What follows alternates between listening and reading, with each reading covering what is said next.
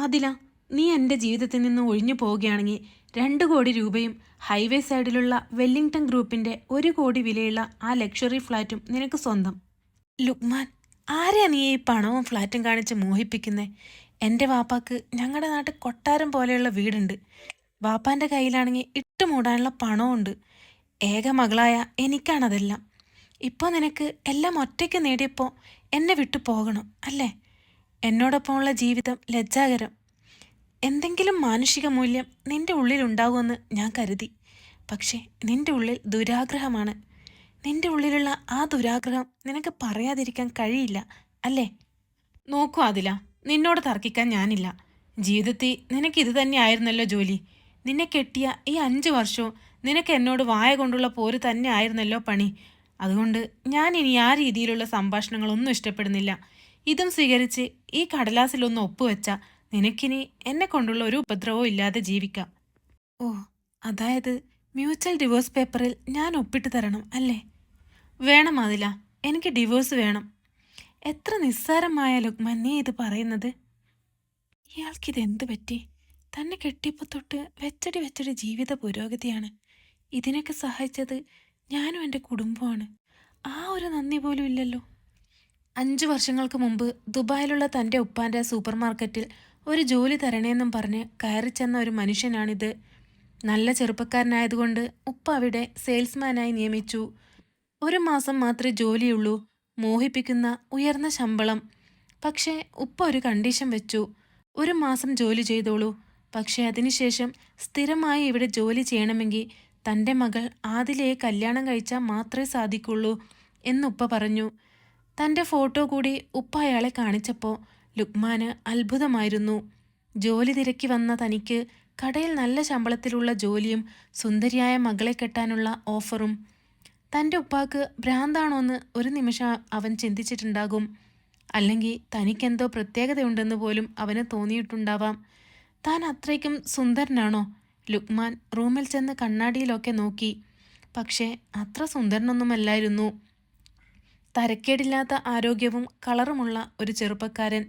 അപ്പോൾ പിന്നെ തൻ്റെ മുതലാളിക്ക് ഇങ്ങനെയൊക്കെ തോന്നാൻ കാരണമെന്താവും? എല്ലാം തൻ്റെ ഭാഗ്യം. ലുക്മാൻ അങ്ങനെ കരുതിയിട്ടുണ്ടാവും. കുടുംബത്തിൻ്റെ പ്രാരാബ്ധം ഓർത്തപ്പോൾ ലുക്മാൻ ആ കണ്ടീഷൻ സമ്മതിക്കുകയായിരുന്നു. ഉപ്പ എഴുതി തയ്യാറാക്കിയ 5 വർഷത്തെ ജോലി കരാറിൽ ലുക്മാൻ ഒപ്പുവെച്ചു. കൃത്യം 1 വർഷമായപ്പോൾ ലുക്മാൻ നാട്ടിൽ വന്നു. ആദിലയുടെ ഉപ്പ അവനെയും കൂട്ടി വീട്ടിലേക്ക് വന്നു. ആദിലയെ പെണ്ണു കാണിക്കുവാനാണ് ഉപ്പ കൊണ്ടുവന്നത്. വീടിൻ്റെ മുറ്റത്ത് കാറിൽ വന്നിറങ്ങിയ ലുക്മാൻ അന്തം വിട്ടു. അമ്മോ, ഇതെന്താ കൊട്ടാരോ? വീടിൻ്റെ പുറംഭംഗി കൊണ്ടും പിന്നെ അകത്ത് കയറിയിട്ടും വാ പൊളിച്ച് നിൽക്കുന്ന ലുക്മാനെ ഉപ്പ സ്വീകരിച്ചിരുത്തി. വാ ഇരിക്ക്. എന്നിട്ട് അയാൾ ലുക്മാനോടൊപ്പം അവിടെ ഇരുന്നു. മോളെ ആദില, നീ എവിടെയാ? 2 കപ്പ് ചായയും കൊണ്ട് ഇങ്ങോട്ട് വാ. അടുക്കളയിൽ ഉമ്മയോടൊപ്പമായിരുന്ന അവൾ വിളി കേട്ടു. മോളെ, ഉപ്പ ലുക്മാനെ നിന്നെ പെണ്ണ് കാണാൻ ഇങ്ങോട്ട് കൊണ്ടുവരുന്നു എന്ന് പറഞ്ഞിരുന്നു. നീ ഈ ചായക്കപ്പും കൊണ്ട് അങ്ങോട്ട് ചെന്നാട്ടെ. ഉമ്മ തയ്യാറാക്കി നൽകിയ ചായക്കപ്പ് വെച്ച ട്രേയും പിടിച്ച് അവൾ പതുക്കെ നടന്നു നീങ്ങി. ചായയും കയ്യിലേന്തി ഒരു നിമിഷം വാതിലിൻ്റെ മറവിൽ നിന്ന് ഉപ്പാൻ്റെ കൂടെ ഹാളിലെ സോഫയിലിരിക്കുന്ന തൻ്റെ പുയ്യാപ്ലയെ അവൾ ആദ്യമായി നേരിട്ട് കാണാൻ വേണ്ടി ഒന്നെത്തി നോക്കി. കൊള്ളാം, അല്പം സൗന്ദര്യമൊക്കെ ഉണ്ട്. അതിലേക്ക് അങ്ങനെ തോന്നി. തന്നെ നോക്കുന്ന പെൺകുട്ടിയുടെ മുഖം അവൻ കണ്ടു. അല്ലോ, എന്തൊരു സുന്ദരിയാണ്! താൻ സ്വപ്നമാണോ കാണുന്നത് എന്ന് പോലും ലുക്മാന് തോന്നിപ്പോയി. എല്ലാം തൻ്റെ ഭാഗ്യം. പക്ഷേ അടുത്ത നിമിഷം സംഭവിച്ചത്, മുടന്തി തങ്ങളുടെ സമീപത്തേക്ക് വരുന്ന പെൺകുട്ടിയെ കണ്ട് ലുക്മാൻ ഒരു നിമിഷം ഞെട്ടിത്തെറിച്ച് നിന്നുപോയി. അവന് ഭൂമി കീഴ്മേൽ മറിയുന്നത് പോലെ തോന്നി. പടച്ചോനെ, തൻ്റെ മുതലാളി തനിക്ക് ഈ ഒരു ചതി ഒരുക്കി വെക്കുകയായിരുന്നു അല്ലേ? ചട്ടുകാലിയായ സ്വന്തം മോളെ കെട്ടിച്ച് തൻ്റെ തലയിലിടാൻ വേണ്ടിയാണ് നല്ല ശമ്പളമുള്ള 5 വർഷത്തേക്കുള്ള ജോലിയിൽ എഗ്രിമെൻ്റ് ഒപ്പുവെപ്പിച്ചത്. ഇനി പറഞ്ഞിട്ട് കാര്യമില്ല, അല്ല എൻ്റെ വിധി. അങ്ങനെയാണ് കാലിനൽപ്പം നടത്തത്തിൽ പാകപ്പിഴയുള്ള ആദിലയെ ലുക്മാൻ കെട്ടാൻ ഇടയായത്. ഗൾഫിലെ കടയിലെ ജോലിയുടെ കരാർ പ്രകാരമുള്ള 5 വർഷത്തെ എഗ്രിമെൻ്റ് കഴിഞ്ഞു. ഇതിനിടയിൽ ലുക്മാൻ അവന് സ്വാധീനമുള്ള പല സ്ഥലങ്ങളിലും സ്വന്തമായി കടകൾ സ്ഥാപിച്ചു കഴിഞ്ഞിരുന്നു. 4ഓളം കടകൾ ആ നിലയിലുണ്ട്. ഗൾഫിലെ നിയമങ്ങളും എഗ്രിമെൻറ്റുകളും അവിടുത്തെ തൊഴിലാഭ്യന്തര മന്ത്രാലയവുമായി ബന്ധപ്പെട്ടതുകൊണ്ട് തന്നെ തനിക്ക് ഭാവിയിൽ ദോഷം സംഭവിക്കരുതെന്ന് കരുതി ഇനിയുള്ള തൻ്റെ ജീവിത പുരോഗതിക്ക് ഒരുപാട് പ്രതീക്ഷയുള്ള നാടായതുകൊണ്ട് ഒരു പ്രശ്നങ്ങളും വേണ്ടാന്ന് വെച്ചിട്ടാണ് ഇഷ്ടമില്ലാത്ത കല്യാണം കഴിച്ചിട്ട് പോലും തൻ്റെ എഗ്രിമെൻ്റ് കാലാവധി വരെ അവൻ ആ ജോലി മുന്നോട്ട് തുടർന്നു കൊണ്ടുപോയത്. ലുക്മാൻ, നിനക്കെന്നെ ഒട്ടും ഇഷ്ടമല്ല അല്ലേ? ദേ ആദില, നീ എന്നെ കൊണ്ട് വീണ്ടും പറയിപ്പിക്കരുത്. സമൂഹത്തിൽ ചോരയും നീരും ആരോഗ്യമുള്ള ഒരു പുരുഷന് അതിന് യോജിച്ച പങ്കാളിയാണ് ലഭിക്കേണ്ടത്. അതൊരു പൊതു നിയമമാണ്. നിന്റെ ഉപ്പ ആ നിയമം പണം കൊണ്ട് തെറ്റിച്ചിരിക്കുകയായിരുന്നു. ഇന്ന് ഞാൻ അയാളെക്കാളും വലിയ പണക്കാരനാണ്. അതേ പണം ഉപയോഗിച്ച് അയാൾ ഉണ്ടാക്കിയ കപട നിയമം ഞാൻ തിരുത്തുകയാണ്.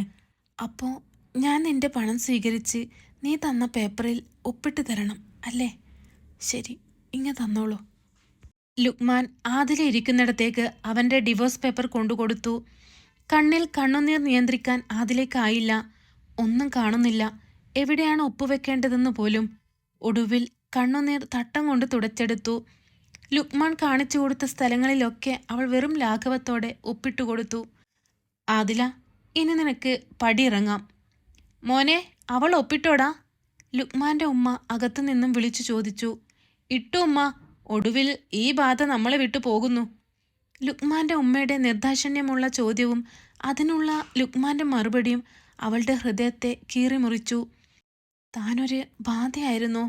സത്യത്തിൽ താൻ വന്നതിന് ശേഷമല്ലേ അവൻ ഇത്രയും വലിയവനായത്? അതൊന്നും പറഞ്ഞിട്ട് കാര്യമില്ല. ആരോട് പറയാൻ? ആദില, നിനക്കുള്ള വണ്ടി വരും. അതിൽ നിന്നെ ഡ്രൈവർ നിന്റെ വീട്ടിൽ കൊണ്ടുവിടും. ഈ വീട്ടിൽ നിന്നും നിന്റെ സ്വന്തമായ എടുക്കാനുള്ളതൊക്കെ എടുത്തോളൂ. ഉമ്മ വന്നങ്ങനെ പറഞ്ഞപ്പോൾ അവളുടെ ഉള്ളൊന്ന് പൊള്ളിപ്പോയി.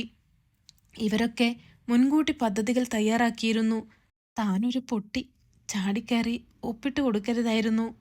അപ്പോഴേക്കും ലുക്മാൻ്റെ വീടിൻ്റെ മുറ്റത്ത് ഒരു കാറ് വന്നു നിന്നു. സുന്ദരിയായ ഒരു പെൺകുട്ടി അതിൽ നിന്നും ഇറങ്ങി വന്നു. ഹായ് മുന്താസ്, വരൂ. ഉമ്മ അവളെ സ്വീകരിച്ച് അകത്തേക്കിരുത്തി.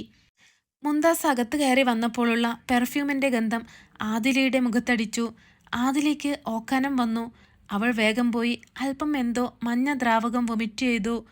പിന്നെ ഫ്രിഡ്ജിൽ നിന്നും അല്പം വെള്ളമെടുത്ത് അവൾ കുടിച്ചു.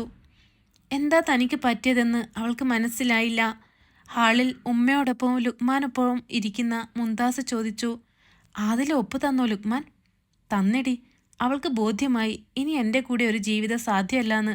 അവളുടെ ഉപ്പ ചതിച്ചതിന് ഞാൻ വച്ചു കൊടുത്തു തിരിച്ചൊരു വൻ ചതി. എങ്ങനെയുണ്ട്? അത് കലക്കി. അതും പറഞ്ഞ് മുന്താസ് പൊട്ടിച്ചിരിച്ചു. ഏതായാലും ഇന്നിപ്പോൾ ഇവൾ പോകുമല്ലോ. ഇനി കല്യാണക്കാര്യം വേഗം തീരുമാനിക്കു ലുക്മാൻ. ശരിയാണ് മുന്താസ്, എനിക്കും കൊതിയായി നിന്നോടത്ത് കഴിയാൻ. അപ്പോഴേക്കും മുറ്റത്ത് വേറൊരു കാറ് വന്നു നിന്നു. അത് നിനക്കുള്ള വണ്ടിയാണ്, പൊയ്ക്കോളൂ. അവരൊക്കെ അത് പറഞ്ഞ് പൊട്ടിച്ചിരിച്ചു. ആദില മുടന്തി മുടന്തി അവളുടെ ബാഗും കൊണ്ട് കാറിനരികിലേക്ക് നടന്നു. അതുകണ്ട് ഡ്രൈവർ അവളുടെ അടുത്ത് ചെന്ന് അവളുടെ ബാഗും ലഗേജും ഒക്കെ കാറിനുള്ളിൽ വച്ചു. ശേഷം അവൾ ദുഃഖത്തോടെ ലുക്മാനെയും ഉമ്മയെയും ആ വീടിനെയും ഒന്ന് നോക്കി. പിന്നെ കാറിൽ കയറി യാത്രയായി. ആദില ദുഃഖത്തോടെ വീട്ടിലെത്തി. ഉപ്പയെയും ഉമ്മയെയും കെട്ടിപ്പിടിച്ച് പൊട്ടിക്കരഞ്ഞു. ഭർത്താവിൻ്റെ വീട്ടിൽ നടന്ന കാര്യങ്ങളൊക്കെ അവൾ വള്ളിപുള്ളി തെറ്റാതെ പറഞ്ഞു. ഉപ്പാക്ക് തെറ്റ് പറ്റിപ്പോയി മോളെ. നല്ലൊരു ചെറുപ്പക്കാരനെ കണ്ടപ്പോൾ എൻ്റെ ദുരാഗ്രഹമോ എന്താണെന്നറിയില്ല, ഞാൻ അങ്ങനെയൊക്കെ ചെയ്തു പോയി. എന്നോട് ക്ഷമിക്കൂ. ഇതിനിടെ ലുക്മാൻ്റെ കല്യാണം ഗംഭീരമായി കഴിഞ്ഞെന്ന് കേട്ടു. വീട്ടിൽ വന്ന ആദിലേക്ക് മനംപുരട്ടൽ കൂടി. ഡോക്ടറെ ചെന്ന് കണ്ടപ്പോഴാണ് ഗർഭിണിയാണെന്നറിയുന്നത്. ഏതായാലും ആ ഹിമാർ ഒഴിഞ്ഞുപോയി. അവൻ്റെ കുഞ്ഞെന്തിനാ നമുക്ക്? ഇത് അബോർട്ട് ചെയ്ത് കളമോളെ എന്ന് ആ ഉപ്പ അവളോട് പറഞ്ഞു. പക്ഷേ ആദില സന്തോഷവതിയായി കാണപ്പെട്ടു. അവളുടെ മനസ്സിൽ പല പ്ലാനുകളുമുണ്ട്. ഉപ്പ, എനിക്ക് ജീവിതത്തിൽ ഒന്നും പ്രതീക്ഷിക്കാനില്ലായിരുന്നു. പക്ഷേ പടച്ചോൻ എൻ്റെ വിളി കേട്ടു. എനിക്ക് ഒരു സന്താനത്തെ തന്നു. ഇനി ഞാൻ അതിനെ പെറ്റുപോറ്റി വളർത്തും. എൻ്റെ വയറ്റിൽ വളരുന്ന ഈ കുഞ്ഞു കാരണം എനിക്കെൻ്റെ ജീവൻ തിരിച്ചു കിട്ടി. ഇല്ലെങ്കിൽ ഞാൻ സ്വയം ജീവിതം അവസാനിപ്പിക്കാൻ തീരുമാനിച്ചു വന്നതായിരുന്നു. അപ്പോഴാണ് മകളുടെ നൈരാശ്യത്തിൻ്റെ ആഴത്തെക്കുറിച്ച് അവർക്ക് മനസ്സിലായത്. അവൾക്ക് പ്രതീക്ഷയ്ക്ക് വക നൽകുന്ന ആ ഗർഭം ഇല്ലായിരുന്നെങ്കിൽ അവൾ വിചാരിച്ചതുപോലെ കടുങ്കൈ ചെയ്ത് ജീവിതം അവസാനിപ്പിക്കുമായിരുന്നു. അതുകൊണ്ട് പിന്നെ ആരും അബോർഷൻ്റെ കാര്യം പറഞ്ഞ് അവളെ ബുദ്ധിമുട്ടിച്ചില്ല. അവളുടെ ഗർഭസുരക്ഷയ്ക്ക് വേണ്ട എല്ലാ സഹായവും ഉപ്പയും ഉമ്മയും ചെയ്തു കൊടുത്തു. റൂമിൻ്റെ ഏകാന്തതയിലിരുന്ന് തൻ്റെ വയറ്റിൽ വളരുന്ന കുഞ്ഞിനോട് അവൾ ഓരോരോ കഥകൾ പറയും. നിന്റെ ഉപ്പ ജോലിക്ക് എൻ്റെ ഉപ്പാൻ്റെ കടയിൽ വന്നതും എന്നെ കല്യാണം കഴിക്കാൻ എഗ്രിമെൻറ്റിൽ ഒപ്പിട്ടതും അവിടെ നിന്ന് കുറേ വർഷങ്ങൾക്ക് ശേഷം ഉമ്മയെ ഒഴിവാക്കിയതും ഇപ്പോൾ നീ എൻ്റെ വയറ്റിൽ വളരുന്നതുമായ നിറം പിടിച്ച സ്വന്തം ജീവിത കഥകൾ ആദിലയുടെ വയറ്റിലിരുന്ന് എല്ലാം ആ കുഞ്ഞു കേട്ടു. 10 മാസമായപ്പോൾ നല്ലൊരാൺകുട്ടിയെ അവൾ പ്രസവിച്ചു. വിവരം ലുക്മാൻ്റെ ചെവിയിലും എത്തി. ആദിലയെ നിഷ്കരുണം ഒഴിവാക്കിയിട്ട് ലുക്മാൻ്റെ മുംതാസുമായി നടത്തിയ രണ്ടാമത്തെ വിവാഹം സമ്പൂർണ്ണ പരാജയമായിരുന്നു. ദുർനടപ്പുകാരിയായിരുന്നു മുംതാസ്. അവൾക്ക് ലുക്മാനെ കൂടാതെ ഒരുപാട് പുരുഷന്മാരുമായി കണക്ഷനുണ്ട്. സത്യസന്ധതയും പതിവ്രതയുമായ ആദിലയെപ്പോലെ ഒരു പെൺകുട്ടി ഭാര്യയായി കൂടെ ഉണ്ടായപ്പോൾ ജീവിത പുരോഗതി ഉണ്ടായിരുന്ന ലുക്മാന് മുംതാസിനോടൊത്തുള്ള ഇങ്ങനെയൊരു ജീവിതം ദുസ്സഹമായി തോന്നി. അതോടെ അവൻ്റെ പല ബിസിനസ്സുകളും പരാജയപ്പെട്ടു തുടങ്ങി. ഗൾഫിലുള്ള കടകൾ ഓരോന്നും പൂട്ടിത്തുടങ്ങി. പിടിച്ചു നിർത്താൻ പറ്റാത്ത കടം കയറി ഗൾഫിലുള്ള എല്ലാ കടകളും പൂട്ടേണ്ടി വന്നു. ഒടുവിൽ എല്ലാം വിട്ടെറിഞ്ഞ് നാട്ടിൽ വന്നു.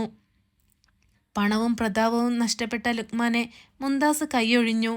അവൾ അവളുടെ സുഹൃത്ത് വലയത്തിൽപ്പെട്ട പുതിയ ചെറുപ്പക്കാരൻ്റെ കൂടെ പോയി. ലുക്മാനും ഉമ്മയും മാത്രമായി ആ വീട്ടിൽ. ഇതിനിടയിൽ ഉമ്മാക്ക് പക്ഷാഘാതം പിടിപെട്ടു. തൊഴിലും ബിസിനസ്സും നഷ്ടപ്പെട്ട ലുക്മാൻ്റെ വീടും ജപ്തിയായിപ്പോയി. രോഗിയായ ഉമ്മയെയും കൊണ്ട് അവൻ ചെറിയൊരു വാടക വീട്ടിലേക്ക് താമസം മാറി. ഇതിനിടയിൽ ആദിലയുടെ മകൻ വളർന്നു. 2 വയസ്സ് പ്രായമായി.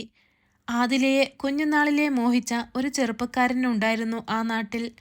ആദില വിവാഹമോചനം തേടി വീട്ടിലാണെന്ന കാര്യം അവനറിഞ്ഞു.